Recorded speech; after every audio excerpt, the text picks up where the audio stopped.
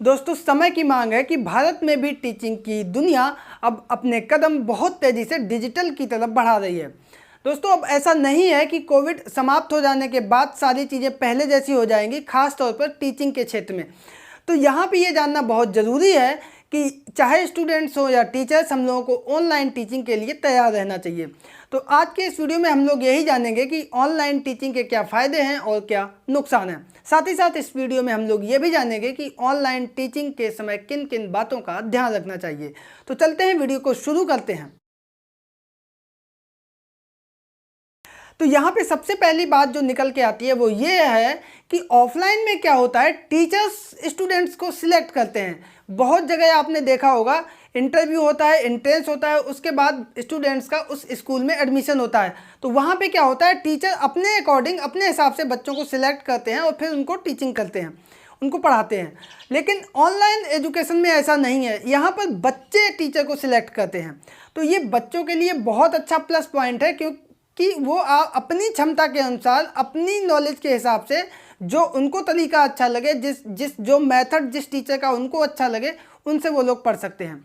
अब मान लीजिए कोई भी टॉपिक उसको पढ़ना हुआ तो उसने तुरंत जाके यूट्यूब पे सर्च मारा, चाल से जो जितने भी वीडियोज है आ गए। अब उसमें विनय की पाठशाला का वीडियो और वीडियो जो भी है, तो उसमें जो भी उसको अच्छा लगेगा वो देखेगा और बाकी उसको वो अलग कर देगा। तो ये चीज़ बहुत अच्छा प्लस पॉइंट है स्टूडेंट्स के लिए। और टीचर्स के लिए यहाँ पर ये है कि वो लोग ऐसा कंटेंट तैयार करें, ऐसी स्लाइड्स का उपयोग करें, रिच मटेरियल तैयार करें, जिससे कि बच्चे एक ही वीडियो में ज़्यादा से ज़्यादा जानकारी ले सकें। दूसरा यहाँ पर पॉइंट्स निकल के आता है पेरेंट्स के लिए। ऑनलाइन टीचिंग में पेरेंट्स की रिस्पॉन्सिबिलिटी बहुत ज़्यादा बढ़ जाती है। कारण उसका ये है कि घर पे बच्चे जब पढ़ते हैं तो उनको किसी न किसी के साथ की बहुत आवश्यकता होती है। क्लास में जैसे एक टीचर्स होता है जिससे वो डरते हैं, जिससे वो पूछ सकते हैं, कुछ समझ में ना आया, कोई मदद की आवश्यकता हुई वो ले सकते हैं। लेकिन घर में प्रायः क्या देखा गया है कि गार्जियंस मोबाइल दे देते हैं और अपने काम में लग जाते हैं।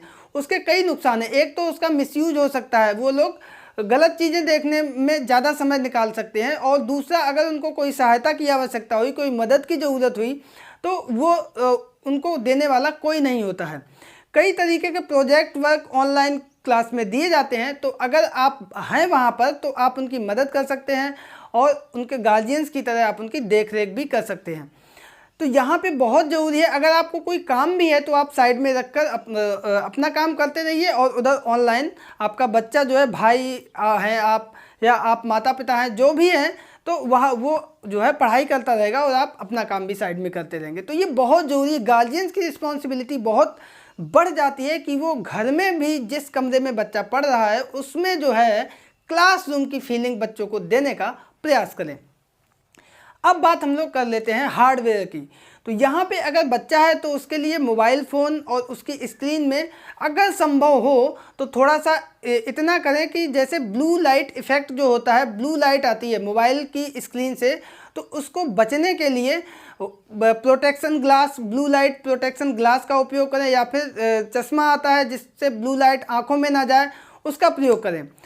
क्योंकि ये ब्लू लाइट बहुत नुकसानदायक होती है। एक जो है हार्मोन डेवलप होता है शरीर में अंदर जब सूर्यास्त होता है, मेल्टोनिन नाम का। तो उसका काम ये होता है कि जब वो हार्मोन डेवलप होता है तभी हम लोगों को नींद आती है, और सुबह जब रोशनी होती है तब वो हम लोगों को जगाता है और सारी थकान मिट जाती है।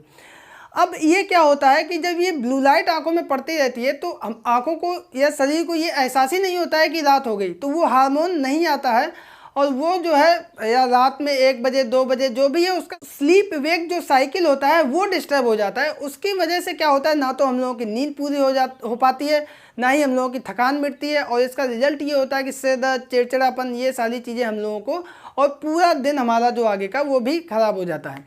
तो ये ब्लू लाइट जो होती है इससे हमें बहुत बचना है। आप छोटे स्क्रीन की जगह पर बड़ा स्क्रीन यूज कर सकते हैं, लैपटॉप या फिर अगर टेलीविज़न स्मार्ट टीवी है तो उससे कनेक्ट करके बच्चों को उससे दिखा सकते हैं। और टीचर्स अगर आप हैं तो आप भी प्रोजेक्टर और अच्छा हार्डवेयर यूज करेंगे तो उससे बच्चों को रिच मटेरियल मिलेगा और उनको जल्दी से और बहुत अच्छा समझ में आएगा। एक और बहुत इम्पॉर्टेंट बात है यहाँ पर कि हम लोगों को जो है कंटिन्यू नहीं पढ़ना चाहिए। अगर 30 मिनट की क्लास है तो उसमें लगभग बीच में 10 मिनट का गैप होना चाहिए। उस 10 मिनट में आप लोग बाहर घूमिए, दूर देखिए, क्योंकि लैपटॉप या मोबाइल में देखते समय आप लोग पास देखते रहते हैं, तो वो माइंड में ये नहीं जाना चाहिए कि आंखों को हमेशा पास देखना है, नहीं तो चश्मा जल्दी लग जाएगा। तो इसलिए क्या है कि 10 मिनट जब आप घूमें तब आप बाहर, घर के बाहर छत पे निकल जाएं और दूर की चीज़ें जो है उनको देखें, आंखों को बार बार झपकाएं। तो ये बहुत ज़रूरी है, क्योंकि कंटिन्यू अगर आप पढ़ेंगे तो आप बैठेंगे, स्ट्रेस, शरीर में भी तनाव होगा, आंखों में भी तनाव होगा और सर दर्द, अनिद्रा और कई तरह की बीमारियां आपको घेर लेंगी। तो पढ़ाई तो हो गई साइड में, बाकी चीज़ें आपको ज़्यादा परेशान करेंगी। तो इन सब चीज़ों से बचना है। ऑनलाइन में हमें सिर्फ जो अच्छी चीज़ें हैं उनको लेना है। अब अगर आपके पास कुछ पैसे और हैं तो एक काम और बहुत इंपॉर्टेंट होता है, वो है इंटरनेट की स्पीड। अगर 3G 4G मोबाइल है, इसमें अगर आपके यहाँ अच्छी स्पीड आ रही है तो बहुत अच्छी बात है, नहीं तो आप ऐसा ब्रॉडबैंड कनेक्शन ले लीजिए, 400-500 रुपये का आएगा और उसमें जो है प्रॉपर स्पीड आएगी, जिससे होगा क्या कि आपका टाइम वेस्ट नहीं होगा। कभी कभी क्या होता है कि 10 मिनट का वीडियो देखने के लिए आपको 30 मिनट लग जाते हैं, क्योंकि 20 मिनट वो वीडियो बफरिंग करता रहता है। तो उससे एक तो आंखों को भी नुकसान, शरीर को भी नुकसान और समय का तो सबसे बड़ा नुकसान होता है।